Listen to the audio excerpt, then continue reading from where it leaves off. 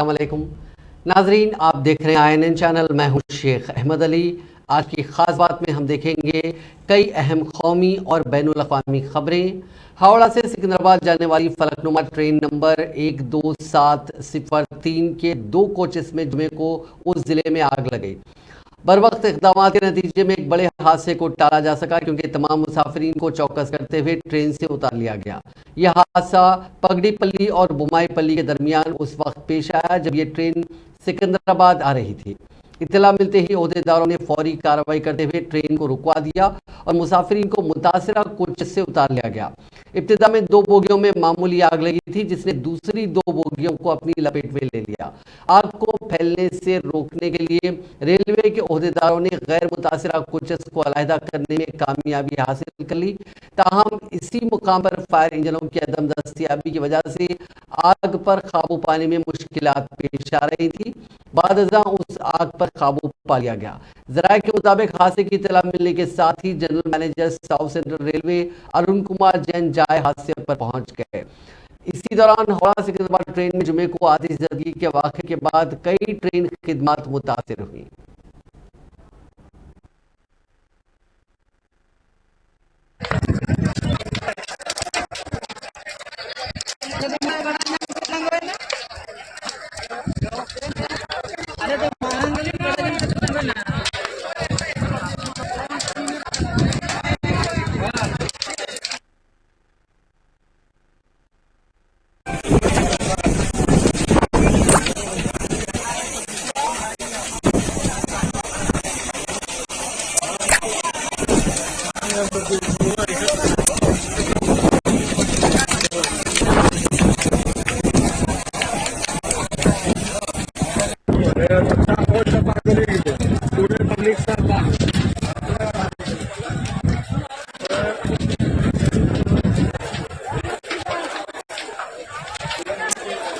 मुझे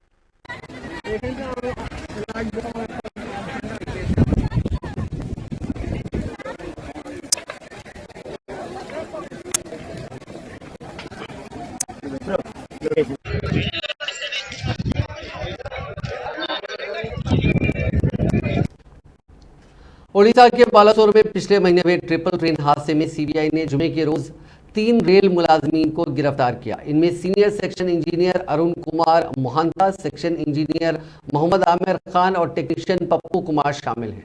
तीनों पर गैर इरादतन कत्ल और सबूत मिटाने का इल्जाम है। इस हादसे में 293 से ज्यादा लोगों की मौत हो गई और 1000 से ज्यादा लोग जख्मी हुए थे।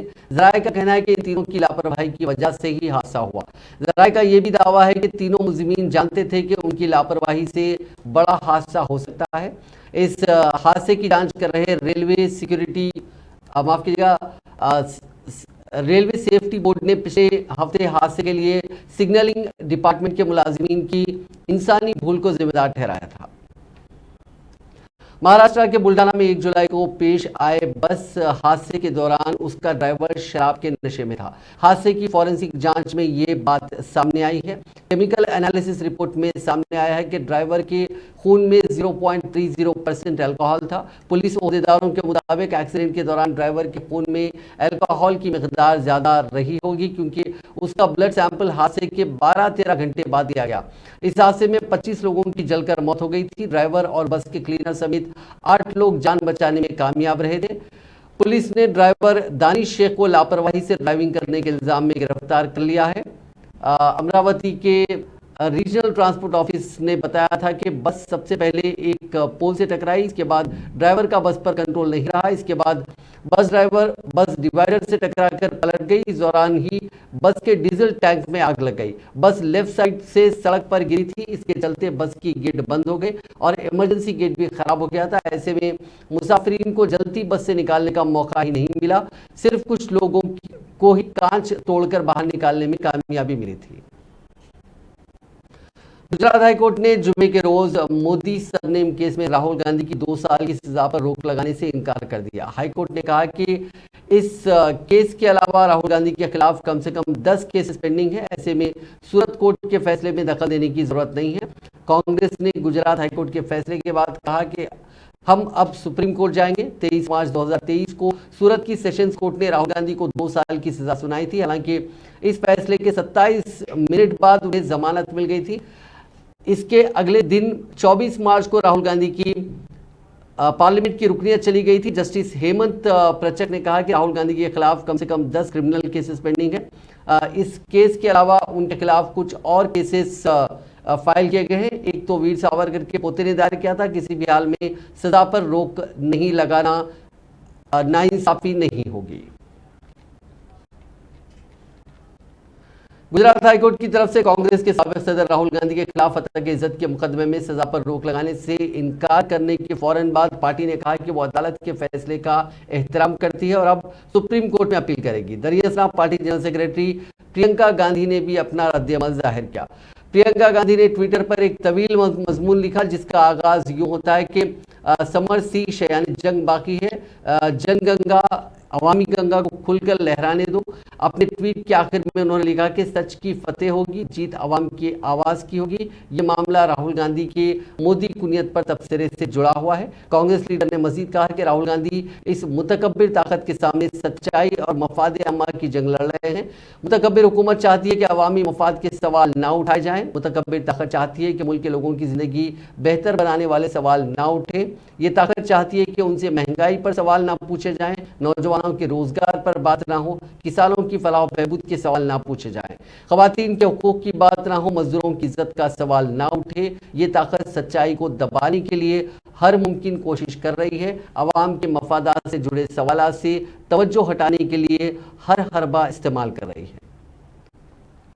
गुजरात हाईकोर्ट की तरफ से कांग्रेस के साबिक सदर राहुल गांधी के खिलाफ हत्या की इज्जत के मुकदमे में सजा पर रोक लगाने से इनकार करने के फौरन बाद पार्टी ने कहा कि वो अदालत के फैसले का एहतराम करती है और अब सुप्रीम कोर्ट में अपील करेगी।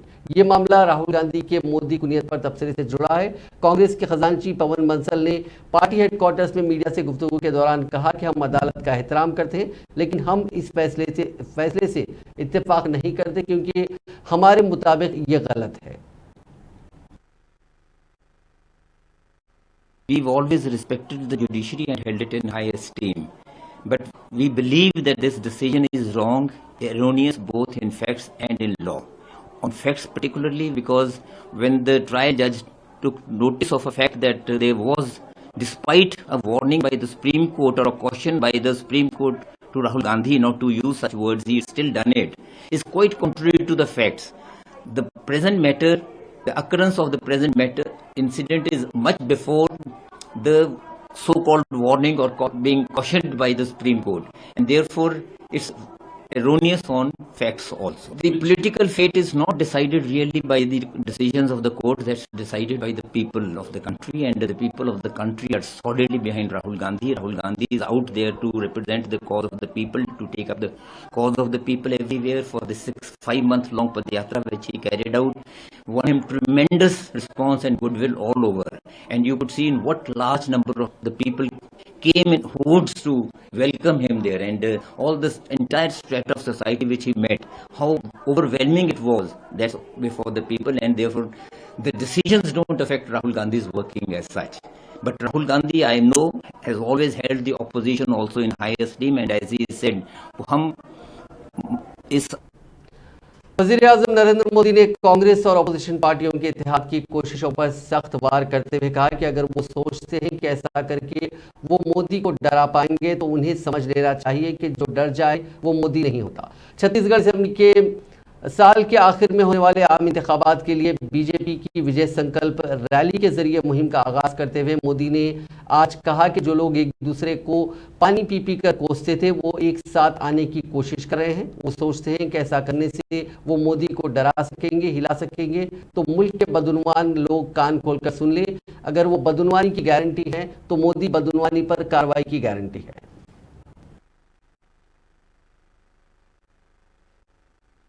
भाइयों और बहनों, 2 साल बाद छत्तीसगढ़ के निर्माण के 25 साल होने जा रहे हैं।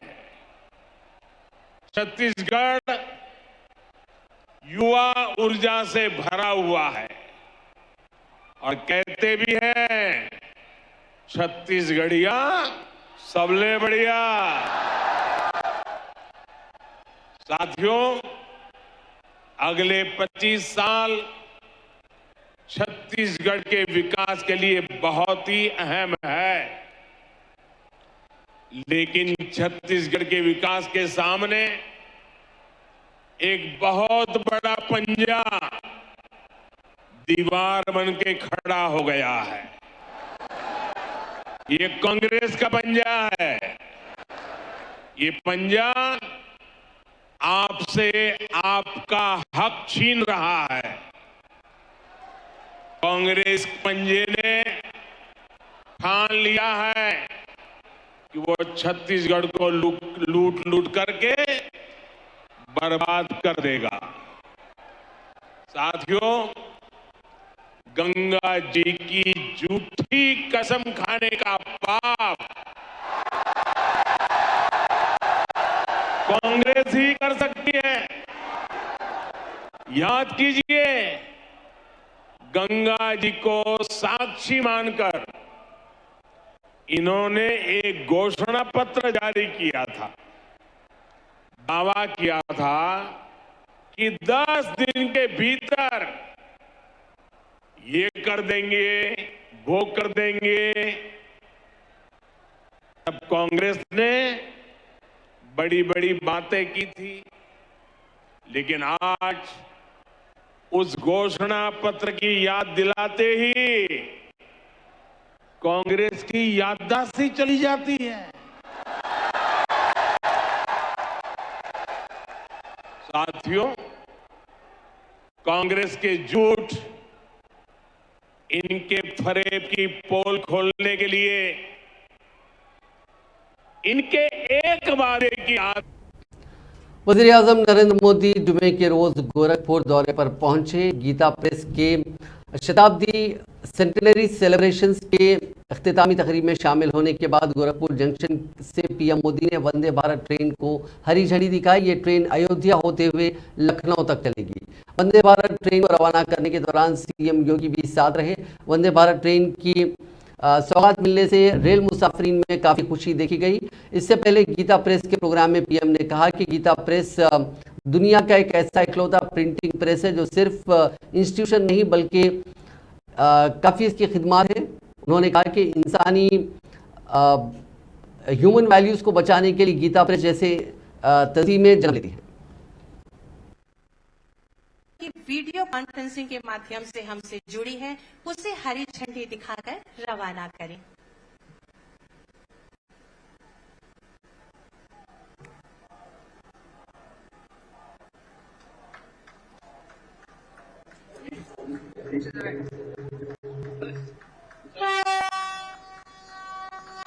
जोधपुर साबरमती के बीच संचालित होने वाली वंदे भारत एक्सप्रेस 448 किलोमीटर की दूरी मात्र 6 घंटे 10 मिनट में तय करेगी। इस मार्ग पर सबसे तेज संचालित रेल सेवाएं अभी लगभग 7 घंटे का समय ले रही हैं। जोधपुर साबरमती वंदे भारत एक्सप्रेस के संचालन से राजस्थान के निवासियों को इस मार्ग पर तीव्र व सुगम रेल परिवहन उपलब्ध होगा। इस क्षेत्र के जो निवासी व्यापार, चिकित्सा, शिक्षा और पर्यटन के लिए अहमदाबाद जाते हैं, उनके लिए यह ट्रेन बेहद उपयोगी साबित होगी। इसके साथ ही इस ट्रेन के संचालन से क्षेत्र में व्यापारिक और सामाजिक संबंध सुदृढ़ होंगे और रोजगार के नए अवसर उत्पन्न होंगे।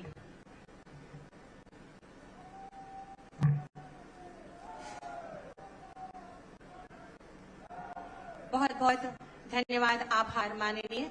मैं पुनः अनुरोध करूंगी माननीय प्रधानमंत्री जी से कि गोरखपुर से लखनऊ माया अयोध्या वंदे भारत एक्सप्रेस को हरी झंडी दिखाकर रवाना करें और हमें अनुग्रहित करें।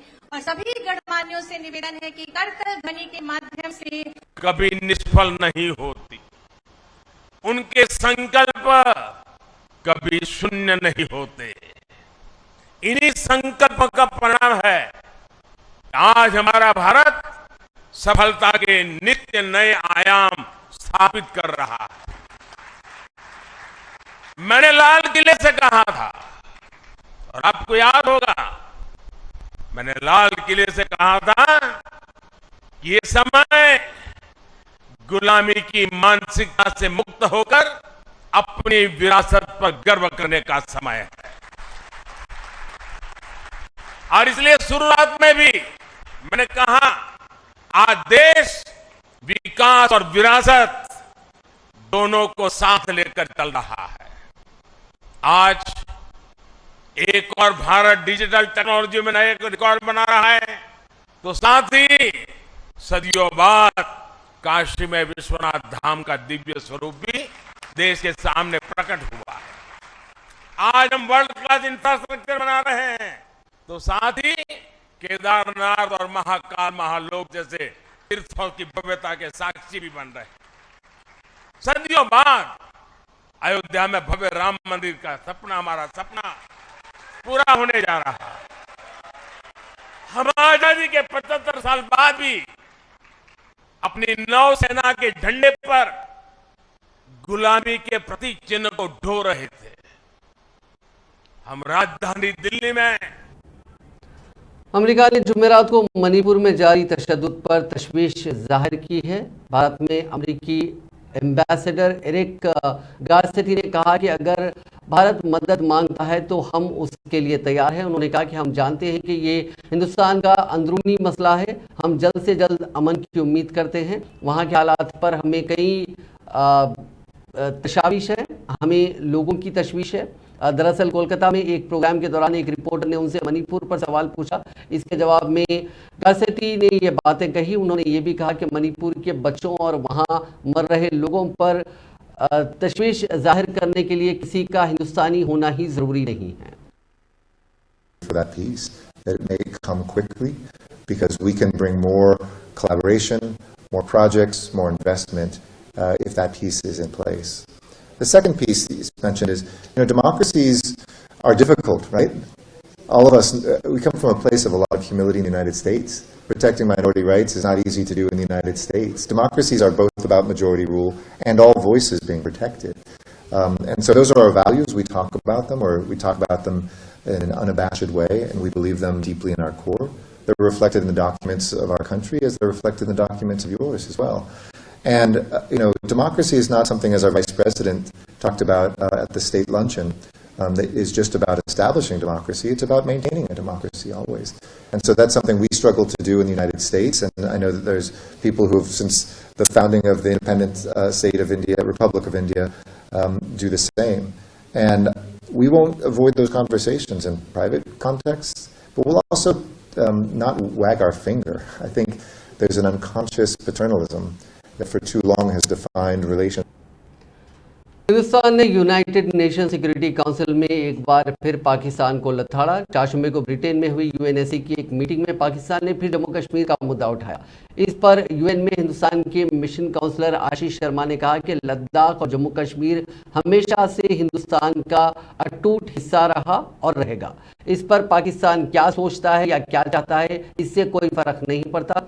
ब्रिटेन में यूएसए के members children and armed conflict पर बातचीत में शामिल हुए थे। इस दौरान पाकिस्तान के डिप्लोमेट मुनीर अकरम ने अपने बयान में कश्मीर का मुद्दा उठाया। अकरम ने कहा था कि चिल्ड्रन एंड आर्म्ड कॉन्फ्लिक्ट पर UN secretary general Antonio Guterres की नई रिपोर्ट में भारत का जिक्र नहीं है, जो एक गलती है। अकरम के इस बयान का जवाब देते हुए हिंदुस्तानी डिप्लोमेट आशीष शर्मा ने कहा कि यूएनएससी में एक डेलीगेशन ने मेरे मुल्क के खिलाफ जहर उगला है, जो सियासत से मुतासिर है। हम इसे कबूल नहीं करेंगे। जो लोग खुद कट्टरता में डूबे हुए हैं वो भारत के समाज और वहाँ के लोगों के इत्तेहाद को नहीं समझ सकते। हम इस तरह के बयान की कड़ी मजम्मत करते हैं। इस तरह के बयान से पाकिस्तान उनके मुल्क में बच्चों के खिलाफ लगातार हो रहे जराइम से यूएनएससी का ध्यान भटकाने की कोशिश कर रहा है। नोबेल इनाम याफ्ता माहिर माशियात अमर्त्य सेन ने यूनिफॉर्म सिविल कोड को लेकर जारी हंगामे के दरमियान मरकज की मोदी हुकूमत को शदीद तनकीद का निशाना बनाया। उन्होंने अपने एक बयान में कहा कि यूनिफॉर्म सिविल कोड दरअसल हिंदू राष्ट्र की तामीर में उठाया गया पहला कदम है। अमर्त्य सेन का मानना है कि यूनिफॉर्म सिविल कोड एक मंसूबाबंद साजिश है और इसके पीछे छुपा मकसद मुल्क को हिंदू राष्ट्र बनाना है। काबिल जिक्र है कि अमर्त्य सेन हाल ही में शांति निकेतन लौटे हैं और वहां उन्होंने सहाफियों को मुखातिब करते हुए मुल्क में यूनिफॉर्म सिविल कोड को लेकर जारी तनाज़े पर अपना रद्द-ए-अमल जाहिर किया। अमर्त्य सेन ने मरकजी हुकूमत की मंशा पर सवाल उठाते हुए कहा कि यूनिफॉर्म सिविल कोड में खामियां हैं, हुकूमत ऐसी चीजें कैसे पेश कर सकती है, किसे फायदा होगा अगर आप इसे नाफिज करते हैं तो इससे किसे फायदा होगा। मरकजी हुकूमत जिस तरह से मुल्क को चलाने की कोशिश कर रही है इसमें कुछ गड़बड़ है। अमर्त्य सेन का कहना है कि अगर मुल्क हिंदू राष्ट्र बन गया तो स्टेट के कुछ पहलुओं में नए रास्ते सामने आ सकते हैं, लेकिन कुछ रास्ते बंद भी जरूर हो जाएंगे। इससे ऐसा लगता है कि पूरे मामले में हिंदू मजहब का गलत इस्तेमाल हो रहा है। वाज़ेह है कि आलमी शोहरत याफ्ता माहिर माशियात अमर्त्य सेन पहले भी कई बार मरकजी हुकूमत की पॉलिसियों के खिलाफ आवाज़ उठा चुके हैं। उनके मुताबिक एक रियासत एक कानून कहकर सभी मसाइल का हल मुमकिन नहीं है। वो कहते हैं कि हमें सोचना होगा कि एक रियासत बनना कैसे मुमकिन है ताकि हमारे दरमियान नाइत्तेफाकी कम हो। कर्नाटक में सिद्धारामैया हुकूमत ने जुमे को 2023-24 का बजट पेश किया। इस बजट में 3,27,000 करोड़ रुपए मख्तस किए गए। उसमें से 52,000 करोड़ रुपए इंतखाबात से कबल कांग्रेस की तरफ से दी गई 5 जमानतों को पूरा करने के लिए मख्तस किया गया है। इससे 1,30,00,000 खानदानों को फायदा पहुंचने की उम्मीद है। उन्होंने बताया कि इन जमानतों के जरिए हर घर को हर माह 4,000 से 5,000 रुपए की माली इमदाद हासिल होगी। ख्याल है कि कर्नाटक असेंबली इंतखाबात में कांग्रेस ने जबरदस्त जीत हासिल की है। सियासी तजियाकारों का ख्याल है कि अवाम ने कांग्रेस की इंतखाबी जमानतों को पसंद किया और बहुत ज्यादा वोट दिया।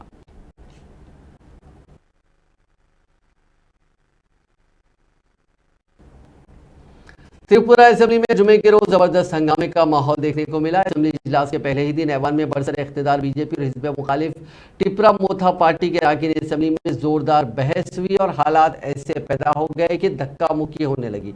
कई अरकान असेंबली टेबल पर चढ़कर हंगामा करने लगे और नौबत हाथापाई तक पहुंच गई।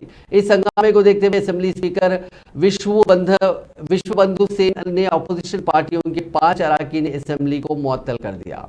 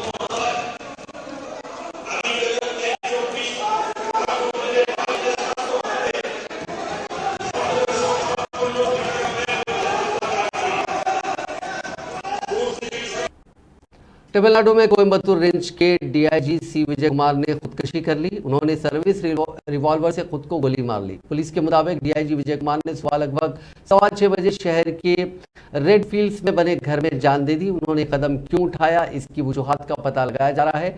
उनके साथियों के मुताबिक उन्होंने कहा था कि वो पिछले कुछ दिनों से तनाव में है। 45 साल के विजय कुमार की लाश पोस्टमार्टम के लिए भेज दी गई है। 2009 बैच के आईपीएस ओहदेदार ने इसी साल 6 जनवरी में डीआईजी के तौर पर अपना कामकाज संभाला था। इससे पहले वो बतौर पुलिस डिप्टी कमिश्नर अन्ना नगर, चेन्नई और कांचीपुरम और दीगर शहरों में तैनात रहे।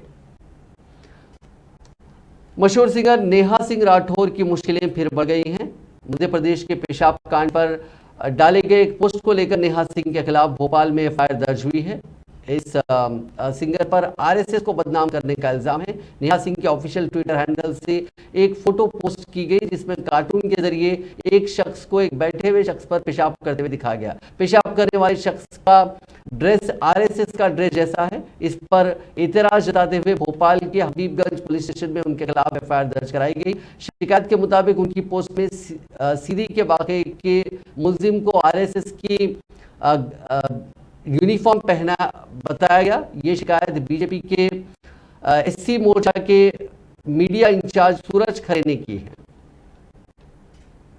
मैकडॉनल्ड्स ने बर्गर से टमाटर को हटा दिया है। मैकडॉनल्ड्स इंडिया की नॉर्थ एंड ईस्ट फ्रेंचाइजी ने जुमे के रोज कहा है कि ऐसा सीजनल इशू की वजह से कुछ वक्त के लिए किया गया है। सारी कोशिशों के बाद भी हमें अच्छी क्वालिटी के टमाटर नहीं मिल पा रहे हैं।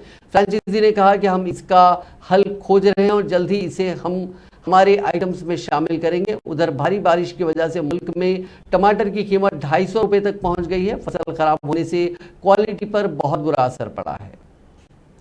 मेटा की नई माइक्रो ब्लॉगिंग साइट थ्रेड्स की लॉन्चिंग के एक दिन बाद ही ट्विटर ने उसे लीगल नोटिस भेजा है। ट्विटर के वकील एलेक्स स्प्रो ने मेटा के सीईओ मार्क जुकरबर्ग को भेजे गए नोटिस में ट्विटर के साबिक मुलाजमीन को नौकरी पर रखकर उनके बिजनेस सीक्रेट्स और इंटेलेक्चुअल प्रॉपर्टी को गैर कानूनी तौर से इस्तेमाल करने का इल्जाम लगाया है। ट्विटर ने दावा किया कि उसके साबिक मुलाजमीन के पास कॉन्फिडेंशियल इंफॉर्मेशन का एक्सेस था। इसी का फायदा उठाकर मेटा ने स्टेट एंड फेडरल लॉ दोनों का वायलेशन करते हुए ट्विटर का कॉपी कैट ऐप बनाया। ट्विटर के मुताबिक एलन मस्क ने कहा कि कंपटीशन ठीक है, चीटिंग नहीं। वहीं मेटा ने ट्विटर के इल्जामात को खारिज किया। मेटा के कम्युनिकेशन डायरेक्टर एंडी स्टोन ने थ्रेड्स पोस्ट के जरिए लिखा कि थ्रेड्स इंजीनियरिंग टीम में ट्विटर का कोई भी साबिक मुलाजिम नहीं है। थ्रेड्स को चारशंबे की रात करीब 11:30 बजे 100 मुल्कों में लॉन्च किया गया था। 16 घंटे में 3 करोड़ यूजर्स जुड़ भी गए थे। हिमाचल प्रदेश में ऑरेंज अलर्ट के बीच बीते 24 घंटों के दौरान कई इलाकों में तेज बारिश हुई। लैंडस्लाइड होने से करीब 45 सड़कें बंद हो गई, वहीं सड़कें तालाब में बदल गई। मंडी के केनहवाल गांव को जोड़ने वाली सड़क पर दोपहर के वक्त पूरा पहाड़ गिर गया। लैंडस्लाइड की वजह से शाम के वक्त कालका शिमला 4 लेन भी कुछ देर के लिए बंद रहा। वहीं धर्मपुर कसौली में भी आमद रफ्त के लिए लगभग सभी सड़कें बंद रही। इसके बाद दूसरी सड़क सूखी जोहड़ी के कसौली से लिए गाड़ियों को वहां आमद रफ्त के लिए उस रोड को खोला गया। पाकिस्तान के शुमाल मगरबी सूबे खैबर पख्तूनख्वा के शांगला जिले में जुमेरात को क्रिकेट खेल रहे 8 बच्चे लैंडस्लाइडिंग की जद में आकर हलाक हो गए। रेस्क्यू टीम ने जुमे को इत्तला दी। रेस्क्यू टीम ने कहा कि लैंडस्लाइडिंग चारशंबे से होने वाली मूसलाधार बारिश के बारिश हुई। सरकारी रेस्क्यू 1112 एजेंसी ने एक बयान में कहा कि बच्चों का एक ग्रुप कल एक टीले के नीचे मैदान में क्रिकेट खेल रहा था। इसी दौरान लैंडस्लाइडिंग के बायस बच्चे मलबे तले दब गए। देर रात घंटों जारी रहने वाले ऑपरेशन के बाद रेस्क्यू एजेंसी, मकामी रजाकारों और पाकिस्तान की फौज की इमदादी टीमों ने मलबे से 8 लाशें और एक जख्मी बच्चे को निकाला। मकामी लोगों का कहना है कि अब कोई बच्चा मलबे के नीचे नहीं है। इटली के शहर मिलान में बुजुर्गों के एक नर्सिंग होम में जुमेरात की रात देर गए आग लगने से 6 अफराद हलाक और 80 से ज्यादा को अस्पताल में दाखिल कराया गया।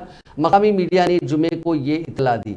अखबार कुरियर डेला सिरा के मुताबिक आग मकामी वक्त के मुताबिक सुबह 1:30 बजे लगी। इस हादसे में 6 लोगों की मौके पर ही मौत हो गई और 81 लोगों को अस्पताल में दाखिल कराया गया, जिनमें से 3 की हालत नाजुक है। जहरीले धुएं की गिरफ्त में आने से मजीद 40 अफराद बीमार हो गए। रिपोर्ट में कहा गया कि आग लगने की वजह ताहाल मालूम नहीं हो सकी, ताहम फायर फाइटर्स इसे एक हादसा करार दे रहे हैं।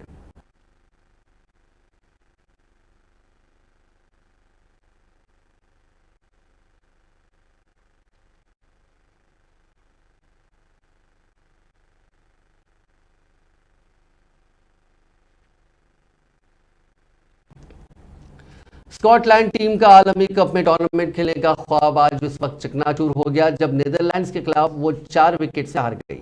वेस्ट इंडीज और जिम्बाब्वे जैसी मजबूत टीमों को शिकस्त देकर उन्हें आलमी कप से बाहर करने वाली स्कॉटलैंड के लिए नीदरलैंड्स के बल्लेबाज बॉस दलीप की इनिंग्स शिकस्त का असल सबब बनी, क्योंकि उन्होंने महज 92 गेंदों पर तूफानी 123 रन बना डाले। यही इनिंग दोनों टीमों के दरमियान शिकस्त और फतेह के दरमियान का फर्क साबित हुआ। इसके साथ ही नीदरलैंड्स की टीम वर्ल्ड कप में शामिल होने वाली 10वीं टीम बन गई। नाज़रीन, आज की खास बात में बस इतना ही। आपसे कल मुलाकात होगी नई खबरों के साथ। आप देखते रहिए INN चैनल।